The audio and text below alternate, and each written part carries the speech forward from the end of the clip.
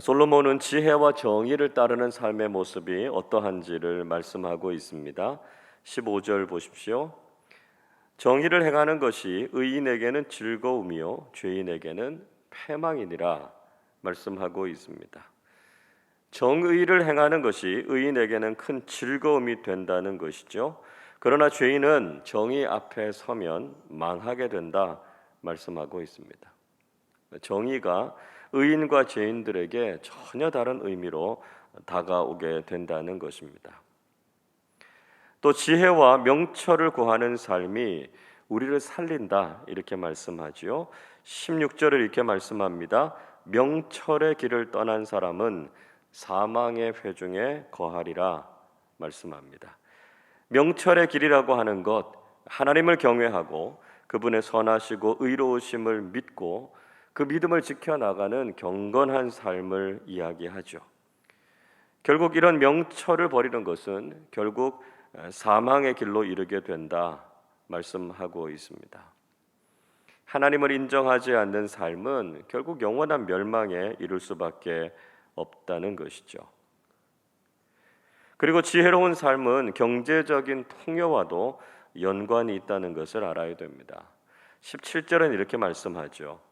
연락을 좋아하는 자는 가난하게 되고 술과 기름을 좋아하는 자는 부하게 되지 못하느니라. 연락을 좋아하는 것은 잔치와 유흥에 빠져서 이 세상에서의 삶을 방탕하게 허비하는 인생을 말하고 있습니다. 이렇게 흥청망청 즐기면서 사는 삶은 결국 그의 인생을 가난하게 한다는 것이죠. 술과 기름이라고 하는 것도 역시 세상의 잔치에서 빠지지 않는 음식이지 않습니까? 이렇게 먹고 마시고 즐기면서 인생을 보내면 결국 가진 소유를 다 탕진하고 가난해질 수밖에 없다는 것이죠. 20절도 이렇게 말씀합니다. 지혜 있는 자의 집에는 귀한 보배와 기름이 있으나 미련한 자는 이것을 다 삼켜버리느니라 말씀합니다. 반면에 지혜로운 사람의 집에는 각종 귀한 보배와 기름이 있다는 것이죠. 우리가 이미 앞에서 살펴본 것처럼 지혜로운 사람들은 인생을 허비하지 않습니다. 성실하고 정직하게 자신의 삶에 최선을 다한다는 것이죠. 그래서 경제적으로도 풍요로움을 누리게 된다 말씀하고 계십니다. 그러나 미련한 사람들은 미래를 준비하지 않고요. 그저 오늘을 즐기느라고 모든 것을 다 낭비해버리고 만다라고 하는 것이죠. 지혜로운 사람과 어리석은 사람이 가지는 경제관에 있어서 큰 차이는 무엇입니까? 25절의 말씀을 보십시오. 게으른 자의 욕망이 자기를 죽이나니 이는 자기의 손으로 일하기를 싫어함이니라 말씀합니다.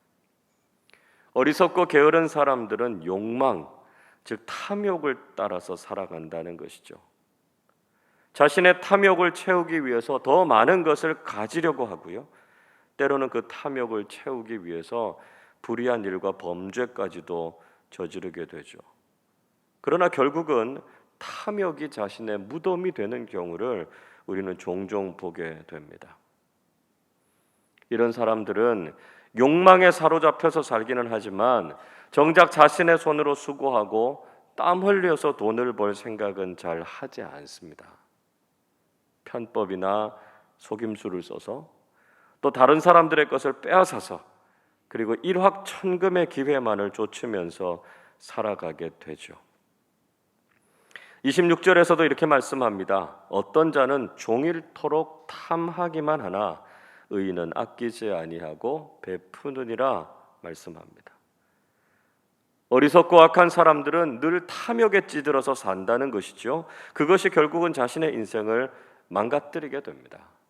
그러나 지혜롭고 의로운 사람들은 경제적인 삶에 있어서도 가치관이 전혀 다른 삶을 산다는 것입니다. 그들은 성실하게 땀 흘리고요. 정직하고 올바른 방법으로 부를 추구합니다. 그리고 그렇게 벌어들인 돈을 자신의 욕망을 채우기 위해서 헛되게 쓰지 않는다는 것이죠.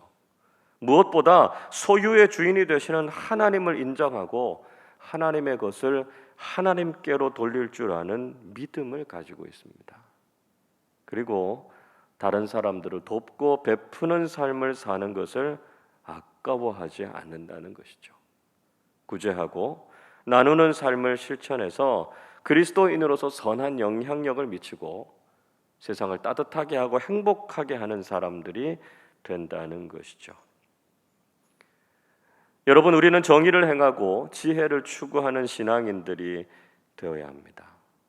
인생을 편안하게 즐기는 것이 우리의 삶의 목적이 아니라 하나님의 뜻대로 사명을 감당하기 위해서 성실하고 정직한 믿음의 일꾼들이 되어야 한다는 것입니다. 경제적인 가치관에 있어서도 구원받은 그리스도인답게 살아가실 수 있기를 바랍니다. 하나님의 것을 하나님께 드리고 탐욕이 아니라 거룩한 필요를 따라서 살아가는 사람들이 되어야 한다는 것이죠. 그리고 우리의 이웃들에게 나누고 베푸는 삶에 인색하지 않아서 많은 사람들에게 기쁨과 위로를 주면서 사는 사람들이 되실 수 있기를 바랍니다. 솔로몬은 계속해서 의롭고 지혜로운 삶의 복에 대해서 말씀하고 있습니다. 21절 말씀 우리 같이 한번 읽어보겠습니다. 공의와 인자를 따라 구하는 자는 생명과 공의와 영광을 얻느니라. 공의와 인자를 따르고 그것을 구하는 사람은 결국 그가 기대하고 바라던 것을 얻게 된다는 것이죠. 그래서 그 사람은 생명과 공의 그리고 영광을 얻게 된다 말씀하고 있습니다. 하나님께서 세우신 중요한 법칙 중에 하나는 우리가 뿌린 것을 그대로 거두게 된다 하는 것입니다. 갈라디아서 6장 7절은 이렇게 말씀합니다.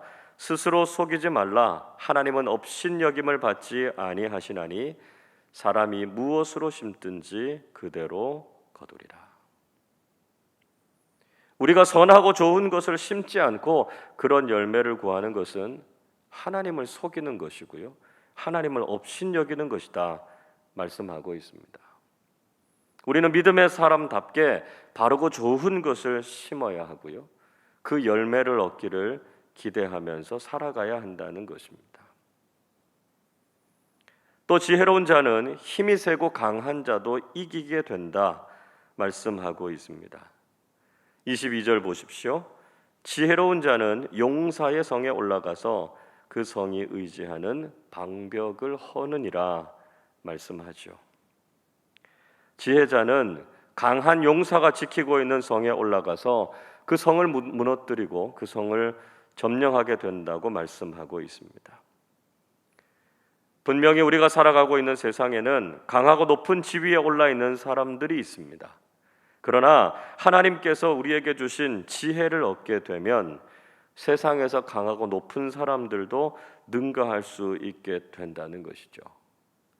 그래서 우리는 세상적인 강함을 추구하며 살 것이 아니라 하나님을 아는 지혜를 추구하면서 살아야 된다는 것이죠. 지혜가 가장 좋은 것이고요. 그래서 우리는 무엇보다도 지혜를 구하는 사람들이 되어야 한다는 것이죠. 또 지혜로운 사람은 말을 절제하고 신중하게 한다는 것입니다. 23절 이렇게 말씀합니다. 입과 혀를 지키는 자는 자기의 영혼을 환난에서 보전하느니라 말씀하고 있습니다.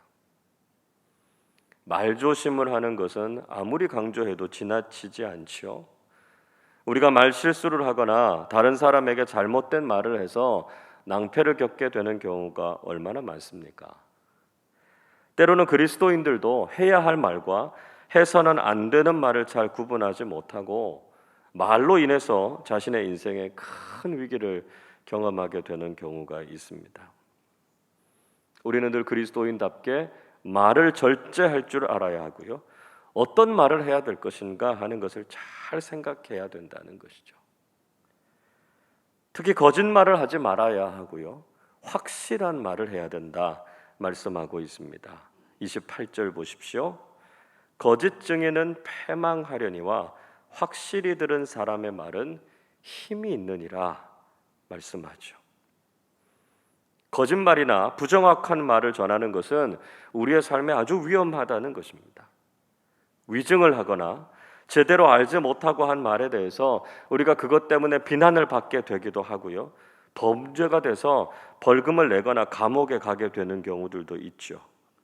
그래서 우리는 분명하고 확실한 사실과 진실만을 말해야 한다는 것입니다. 그렇게 하면 우리의 말에 힘이 있게 되고요. 다른 사람들의 인정과 신뢰를 받게 된다는 것이죠. 무엇보다 우리가 반드시 알아야 할 것이 있습니다. 그것은 우리가 결코 하나님을 이길 수 없다라고 하는 것이죠. 30절 말씀 같이 읽어보겠습니다. 지혜로도 못하고 명철로도 못하고 모략으로도 여호와를 당하지 못하느니라. 우리가 아무리 지혜와 명철이 많다 할지라도, 모략과 전력이 뛰어난 사람이라 할지라도 하나님을 상대할 수는 없다는 것이죠. 왜 그렇습니까? 하나님은 모든 지혜와 명철의 근원이 되시죠. 세상의 모든 것을 다 아시고 꿰뚫어 보시는 분이시기 때문입니다. 이 세상에서 가장 어리석은 것이 하나님을 대적해서 이기려고 하는 것이죠. 31절 말씀도 우리 같이 읽어보겠습니다. 싸울날을 위하여 마병을 예비하거니와 이김은 여호와께 있느니라. 자, 우리가 전쟁을 앞두고 승리하기 위해서 준비해야 됩니다. 그러나 승리는 하나님으로부터 온다라고 하는 것을 잊지 말아야 하죠. 우리가 해야 할 최선을 다하지만 모든 결과와 승리의 여부는 하나님의 손에 달려 있다는 것입니다. 우리가 힘이 있다고 해서, 강하다고 해서 교만하지도 말아야 하고요. 상대적으로 약하고 열세라고 해서 낙심하지도 말아야 한다는 것입니다. 하나님께서 우리의 편이 되어 주시고 하나님께서 싸워 주시면 우리는 놀라운 승리를 경험하게 된다는 것이죠. 여러분, 우리가 믿음의 사람답게 선하고 의로운 씨를 뿌리는 사람들이 되실 수 있기를 바랍니다. 공의와 정직, 인자와 자비를 실천하는 삶을 살아서 우리의 삶 속에서도 하나님께서 주시는 영생과 공의, 영광과 존귀함을 누리며 살아가는 사람들이 되실 수 있기를 바랍니다. 그리스도인다운 말과 행동, 신앙인으로서 합당한 경건과 성실함을 통해서 하나님께서 복 주시는 믿음의 삶을 살아가실 수 있기를 바랍니다. 오직 우리에게 승리를 주시는 분은 하나님 한 분이심을 믿고 오늘도 하나님을 신뢰함으로 우리의 삶 속에서 승리를 경험하는 복된 믿음의 사람들이 되시기를 주님의 이름으로 축원합니다. 기도하겠습니다. 사랑과 자비의 하나님 아버지, 저희들이 하나님을 알게 하시고 하나님의 뜻을 구하며 살게 해주셔서 감사드립니다. 믿지 않는 사람들처럼 탐욕에 빠져서 어떻게 하면 세상을 더 많이 즐길까에 관심을 갖고 살지 않게 하시고 거룩한 필요를 따라서 성실한 믿음의 삶을 살아가게 하시고 하나님과 이웃들을 위해서 우리의 소유를 드리고 나누는 삶 살게 하여 주시옵소서. 저희들의 삶 속에서 사랑과 공의를 실천하게 하시고 우리가 뿌린 대로 영생과 영광 또 하나님의 자녀다운 존귀함을 누리면서 살아가게 해 주시옵소서. 오늘도 저희들의 모든 삶을 주관하시고 우리에게 승리를 주시는 분은 하나님 한 분뿐이심을 믿게 하시고 하나님 안에서 승리와 영광을 누리며 살아가는 우리 모두의 삶이 되게 하여 주옵소서. 감사드리며 우리 주님 예수 그리스도의 이름으로 기도하옵나이다. 아멘.